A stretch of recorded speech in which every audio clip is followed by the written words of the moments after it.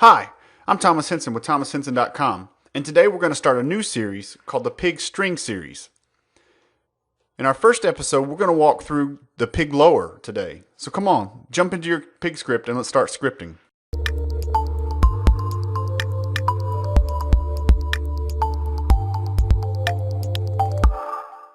So now I'm in the Hue interface and I'm just going to go to the file browser, and I'll put these files up on GitHub, and you might have already seen some of them.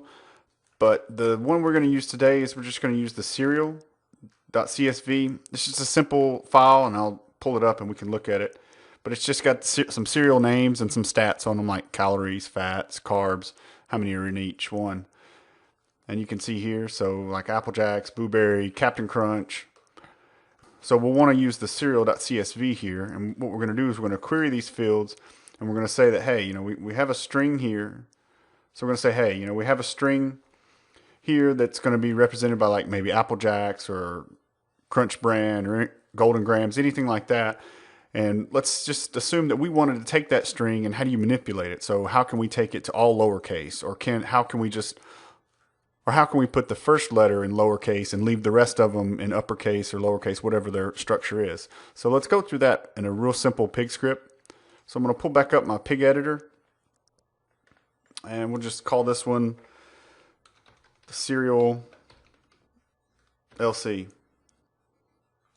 And so the first thing we'll want to do is we just want to load in our serial.csv.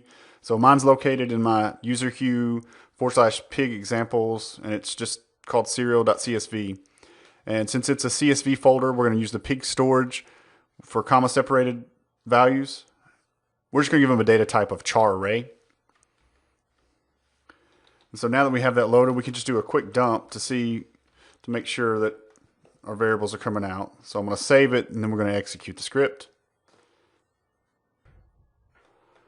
And now our script is finished, and you can see that we've just dumped out our variables here. So it's just our name, calories, proteins, fats, and carbs.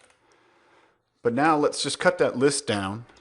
And so what we'll use is we'll just create a variable called b, and we use a for each to iterate over it. We're going to cut it down to name, calories, and protein. That'll shorten our list. Let's also use this function called LC first. And what LC first is going to do is just take a lowercase to the first character in that string. So you can see we're going to pass in name here, and then we're still going to pull out the other variables we're looking for. And so now we'll be able just to dump out B. We'll save our script, and then we'll execute it.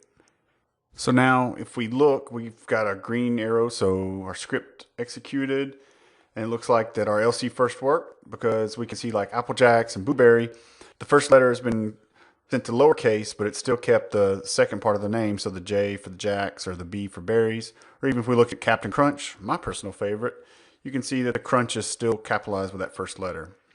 So that's just a simple way to do the first letter, but what if we wanted to do all the letters?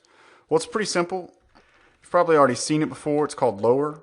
And so what we can use here, just the same string function, pass in the variable we're trying to change to all lowercase, and then we'll save it and execute it.